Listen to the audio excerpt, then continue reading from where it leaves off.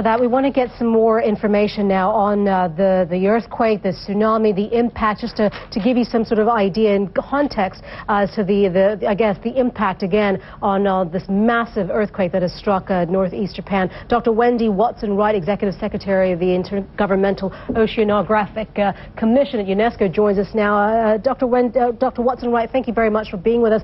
First of all, if you could, I guess, quantify or classify how massive and how dangerous the earthquake and, I guess, the impending results and the tsunamis are, can you give us an idea about that? Well, certainly this was a very large earthquake, and looking at the media coverage, clearly there's been a lot of damage. And we certainly express great sympathy and condolences to the people of Japan. The role of the IOC, the Intergovernmental Oceanographic Commission, in tsunamis is in the tsunami warning systems, where we have been responsible for coordinating the Pacific Tsunami Warning System with governments since 1965. And of course, since the Sumatra tsunami of 2004, we have then been given the mandate to coordinate tsunami warning systems for the Indian Ocean, the Caribbean Sea, and the Northeast Atlantic and Mediterranean. Clearly in the Pacific, the Japan Meteorological Agency and the Pacific Tsunami Warning Center have the operational responsibility for issuing the actual warnings. And in this case, it was excellent that the Japan Meteorological Agency got the first warning out within 3 minutes of the earthquake. This is very efficient, and they continue to monitor. The subsequent updates of that warning, of course, now include the whole Pacific, and the tsunami warning systems do continue to update simulations with forecasts based on data coming in as the tsunami hits other parts of the Pacific. What IOC will be doing afterwards is, of course, we will continue to monitor the information on a moment-by-moment basis as it's coming in from the infrastructure, such as the deep-sea moorings and the sea level gauges. But in addition, afterwards, we will be coordinating post-tsunami missions to not just Japan, but to other areas as well, to use this information to further refine the tsunami warning systems.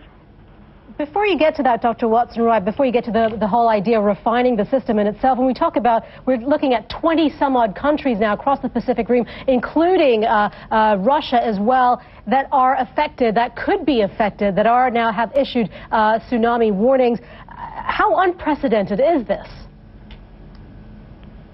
Well, I would say it's fairly unprecedented. It's very, very large, and so clearly it's affecting the entire Pacific Ocean. We don't hear this very often. Of course, we know, and we've heard in the media on the Indian Ocean that we didn't have a system set up at the time of the Sumatra earthquake and tsunami. Here, in fact, in the Pacific, we are the best. We are the best prepared. But remembering that many tsunamis generated are local. So this is a massive one, and it will have different effects depending upon the location on the seabed and other sorts of characteristics. But clearly, this is very, very large, and from that perspective, we do need to keep all countries need to be alert, on standby for the moment, and ready to take action. What is interesting, and what is interesting about the tsunami alert system, is then what we've been reporting over the last few hours is that we've been able to pinpoint pretty much exact times as to, or estimated times, I should say, when these tsunamis might hit these countries that are reportedly affected. That's incredible for this system. Is it able to also determine how powerful or how high these waves could be? The projections are continually updated, and yes, there are estimates of the amplitude or the height of the wave, but of course they are estimates. And again, depending upon the structure of the bed and other local conditions, it can change. But this is very helpful.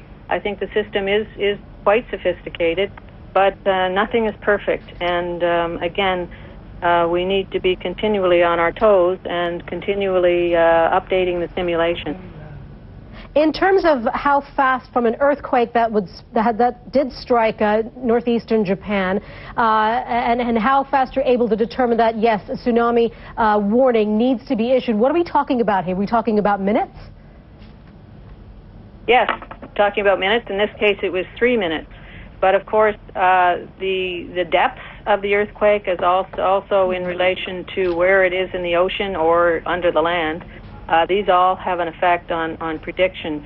The warning usually goes out within minutes if there is any indication that a tsunami could be generated, and I would say that one always errs on the side of caution.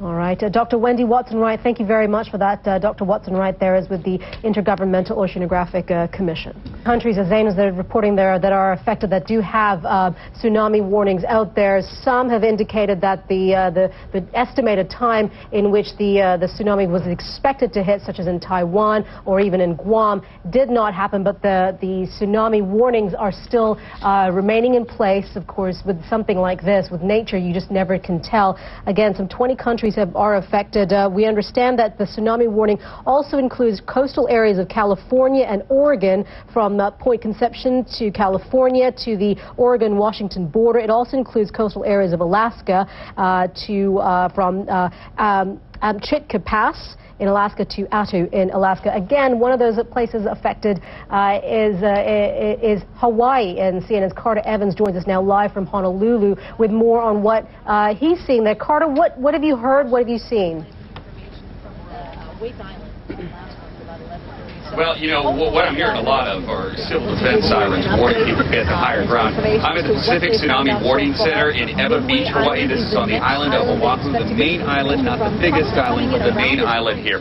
I was at Waikiki when the tsunami warning was initially issued, a heavily tourist area on the islands here, and you could hear the sirens, and I looked around at some of the tourists there. They really didn't know what they meant, so it's going to be up to the hotel operators to kind of give them an idea of what's going on. What the hotels are being told is that they're being told to evacuate people either to higher ground or at least to the 6th floor of the buildings that they're in right now. Now, what do we mean by higher ground? Well, it really depends on how high the wave is. There is a series of buoys, and I heard you talking about that just a moment ago, in the Pacific Ocean that measure these waves, not just the speed, but the height.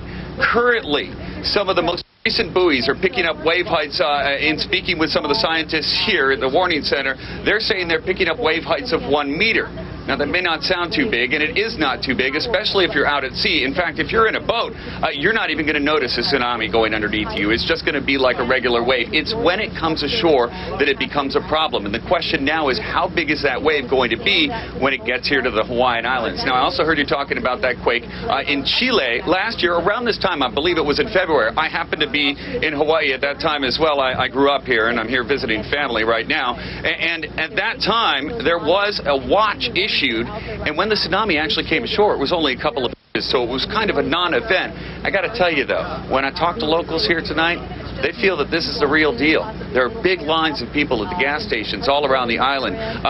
Remember, this is a series of islands in the middle of the Pacific Ocean. Everything has to be shipped into these islands, including the oil for the gasoline. So people are gassing up their cars right now, because if the shorelines are damaged and ships can't dock and pump oil ashore or bring goods ashore, it could be a tough situation for the people of Hawaii. So they're stocking up now. In fact, there is, my understanding is there is only about a week worth of food supply for the people of Hawaii on the islands right now. That's how dependent they are here on the shipping industry to bring goods and services into the island. So this is a really big issue, and it's a big concern right now. Again, when I was coming down here to Ewa Beach, to the warning center, there was a big line of cars. They were all headed up to higher ground. There was no one headed to where we are. In fact, we're very close to sea level right now, and we're keeping close eyes on the scientists here in the building behind me.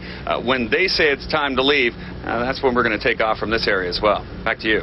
You raised an interesting point, Carter, in the sense that whenever when an alert has been issued, a tsunami alert has been issued, there are people out there who don't know what that really means. Where do they need to go? What do they need to do? In a sense, from when it comes to Hawaii and local authorities, has that been educated to people in the past before, so that when something like this happens, when people actually feel, as you said, this is the big one, that they know exactly what to do? Yeah, you know, it's a difficult situation. You got to imagine the population of Hawaii. There are over 1 million people that live here, and then there are also tens of thousands of tourists on any given day. The tourists, generally speaking, are going to be along the beaches. And I also heard you say none of the beaches are going to be spared if this tsunami comes ashore, because there's going to be that wraparound effect. So everybody along the shoreline is going to be affected if these waves come ashore. How are they going to know what to do?